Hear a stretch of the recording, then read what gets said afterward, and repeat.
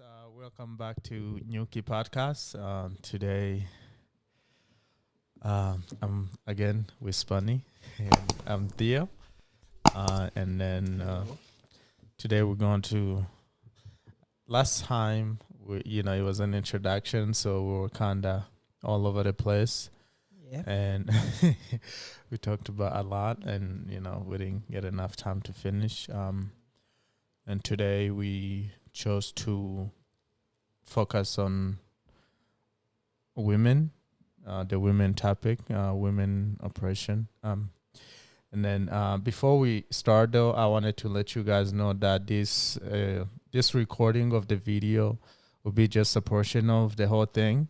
And if you go in for you to access the full conversation, we're going to leave a link on the YouTube description, and there you can listen to the whole conversation or wherever you listen to your podcast.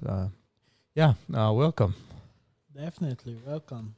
Yeah, like Theo said, just try to read the description of the video when we post it to get more information, especially where to find the full length of the video conversation and recording. So definitely.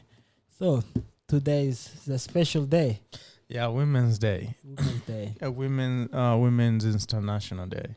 Okay, but one thing I noticed is that it is not well celebrated here in the US. It's not. It's not. Oh, what do you mean? It's not celebrated. I don't think there's a lot of emphasis that get put into the International Women Day. Like back home, you see they dedicate a whole day celebrating women. They even have women. Probably just I don't know if it was a day or being charged or some of the most some of the what do you call government branches and some of the private sector like that. In Africa it's a big deal, but just here in the United States it doesn't seems like only on social media. Only on social media. Do you think? How come we don't have Men International Day? It's every day. It's every day. So Yes. why don't we do the same for women? How make a No, in a way of action, in a way, not just give them a day like Black History Month is like it doesn't matter. It will never matter until Black people are treated equally. You know, so why don't we why don't we practice on treating women like every day is International Women's Day, and remember the human being first. I think it depends on it's more on individual level on each person how you value your loved one, your wife or your spouse. I don't know if the government or the whole country can do anything about it because I doubt it. It's not going to happen. But I think it's more to you how you decide to treat your wife and make her feel special every single day. What about let's because most of the time as men, when we mentioning women, like when we're mentioning women equality, it's more like, oh, think of the woman as your sister, as your mother, as your daughter. There's why don't we have the mindset of saying think of the woman as a human being. Because for me, the way I kind of understand is like, okay, if it's not your sister, then she deserves to be treated to be mistreated, or No, every woman out there deserves to be treated with equal respect and value. okay. I think the world is just wicked. Or men dominated. The world is just wicked, and certain people are just really selfish, Yeah. and that's where it gets to that point. Yeah. So last time, if you recall, You mentioned, like the reason why we mistreat our women and the reason why we're not giving them equal equality Mm-hmm. is because we're intimidated by them. And we got to the point where we said, we as men need to kind of confront each other and hold each other accountable. Yeah. So how do we, as men, women has nothing to do with it because they're oppressed.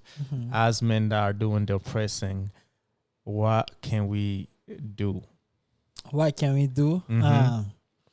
That's a really good question. I think what we can do is by um, for father to educate their sons when they're still young from early on, start educating them um, and teaching them the values, you know, of respecting women and how to not just to look at women as an object, but to value and be respectful of a woman. I think that will be a big game changer in all these things.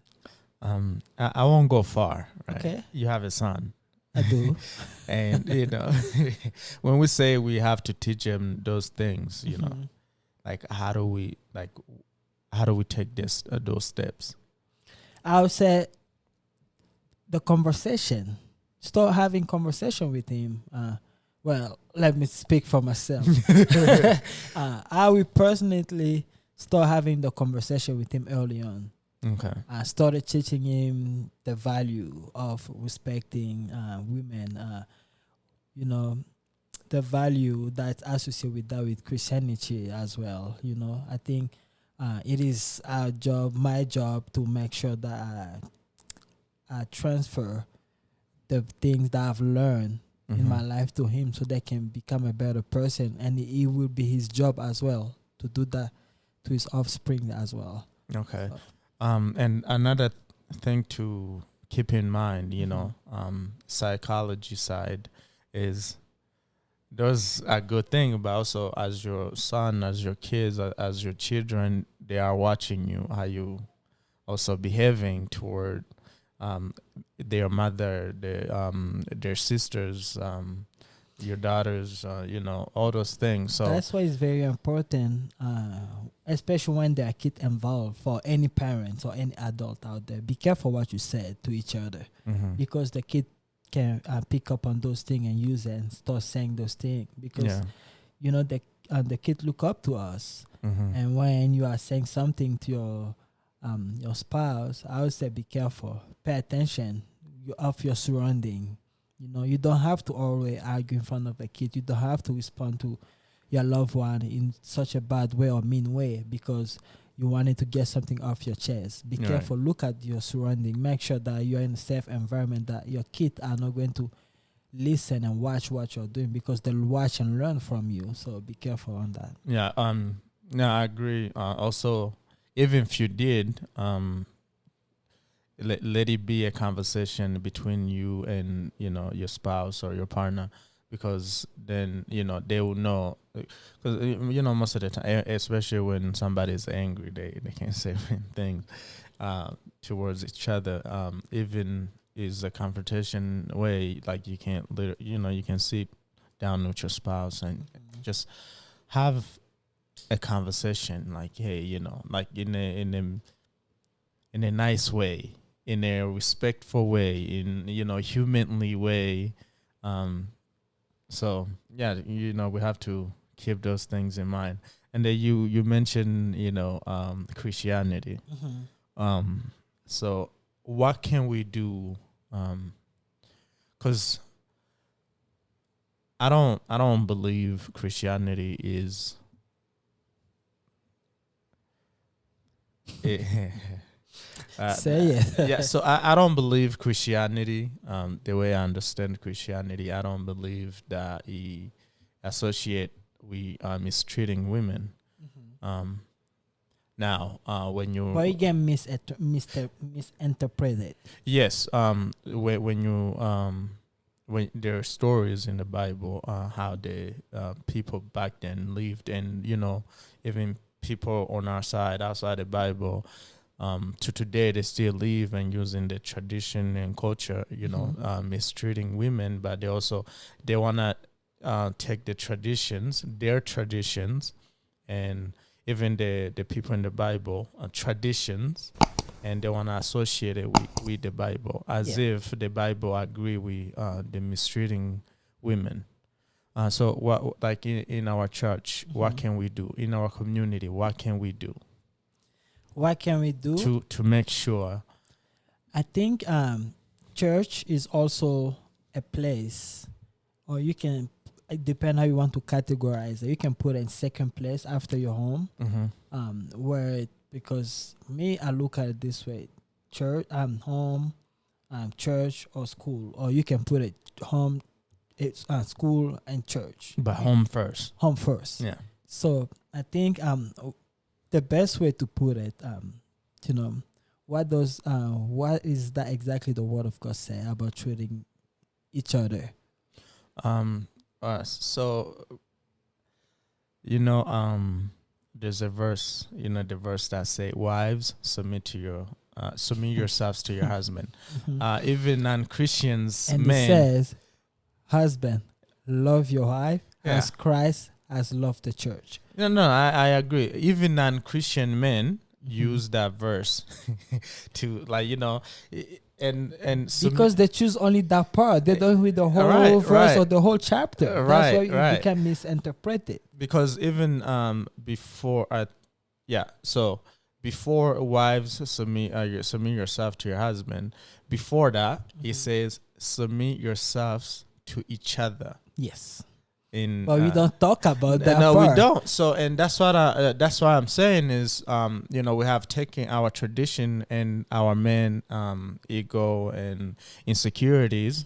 We trying to align it with the Bible, and and then non-Christian or people outside, they will look at us and the way we're treating our women, thinking we're using the Bible. And then no, I don't why would I associate myself with that kind of religion? Yeah. Yeah. So in our community and church, what can we do? They have different departments in church, leaders, choirs, those things. What can we do? Because within that, there's a lot of mistreatment of women. True. And I think one thing that our church has also failed us in that, the lack of preparing the younger generation, the lack of teaching that, because certain church have not customized, you can say, the preaching mode. They have customized it to target specific topic. They can talk about certain topic. The Bible is huge. It is huge, and that is bad. I think before you start talking about prosperity, miracles, and all these things, we need to go back and talk about the fundamental tools and skills that the Bible also gave us as Christians to be able to better our life, to be able to be a better neighbor, a better husband, a better father or mother, a better person, first of all, before we get to all those levels. Certain churches don't talk about those things. They jump ahead. We are leaving the foundation, and we jump here. We want everyone to get to this level, right? But we can't. You have to start with the foundation, and that's where it's really the ground has become in parallel, because you can have people. You have people that have not been able to transform, right? Because when Jesus said you have to go to the desert, what's in desert. It's a tough time, challenging time for hot. You to be able to. There's no water to become humble, because he said when somebody go to a desert, when they come out, they are not the same person anymore. Right. And today, churches don't want to go that road anymore. They want the easiest way out. Don't you think they can't assume that people already know that? It's like the reason why they're not, it's like, people already know that. So they the assumption we're talking to fellow Christians, so they should already know that. Let's not do that. No, I don't think it's not good to assume, because you can assume, but things are not the same, right. Because Christ came and died on the cross for us. So that is something I want churches to start teaching it. You Mhm. know, start teaching people what is the reality. Because You know, you can't just give somebody the bread. You got to teach them how to make the bread. Yeah. How are they going about? What do you need to do? You need to work every day. You need to cultivate your land. You need to do or be able to do this. Plant the seed. You know, put the water, put in the work, removing the bad weed and all these things to be able to have your final what they call fruitful at the end of your harvesting season. yeah. So you can just expect somebody to say, "I'm just waiting for something to happen," but they never put in the work to. So no, I agree. I think there's a lot of missing, parts. Like there, I don't know if we would do it intentionally where we kind of skip certain things, Mhm. and then choose to focus on one, because it's the same thing. It's the same thing. Even if they thought about, prosperity in life, through God, they're not going to teach how to manage it. The Yeah. Bible tell us how literally to, Mhm. to when you're successful in life, how to behave. But before you do that, it's like you need, like you mentioned, you need to go through that tough time where, like you humble yourself. In I think in Daniel, the king, when God told him, when Daniel translated the dream for the king, and because the king saw the kingdom as his, like, oh, this is all me. And then Daniel had a dream, and then Daniel told the king, and then the king, but like the whole point of the story is God wanted to show him, like, look, I can take this away from you just like this and give it to anybody that I want. And then he spent the 7 years, in the forest eating with animals. And then when he came back, he was more humble, But yeah, and anyway, not to go off topic. Yeah. Let's get back to our community and church. For instance, in the choir, if for me, if a member of a choir, a girl, a boy, if one of them, if the girl get pregnant, let's not focus on the girl only. Let's also focus on the guy. Yeah. Let's not punish one side. If that's what if that's what the church stands for, let's focus on both sides. And if some leaders, members, misbehave or mistreat women, this hold them accountable, not because God work is not something to play with. We have to lead by example. Let's not cover for, we can cover in a way where let's not cover for people. Actually, let's not cover for people, because some churches are, oh, we from the same tribe, so it's okay. We're gonna make sure nobody knows. Okay, so to make sure nobody knows, that's not an issue. But remember, God sees everything. So if you say let's make sure nobody knows, but you're not holding the person accountable, then that becomes a problem. You guys are lying to the people you teaching to, and the God you teaching. I would say the question will go down to, are we trying to please a man, or you are trying to do what God call us to do? Exactly. That's what I'm saying. Is like, okay, if we say we are men of God, let's when you decided to be a follower of Christ, there's no. He said it, like you cannot serve two kings. So you're gonna end up hitting one. Right. So let's when we go in, let's go all in. Not like one leg on the other side. Like, oh no, let me see what they're doing there. No, it's like we have to go all in. Like I've said, many, even the Lord says, many will come and do miracle in my name and do all.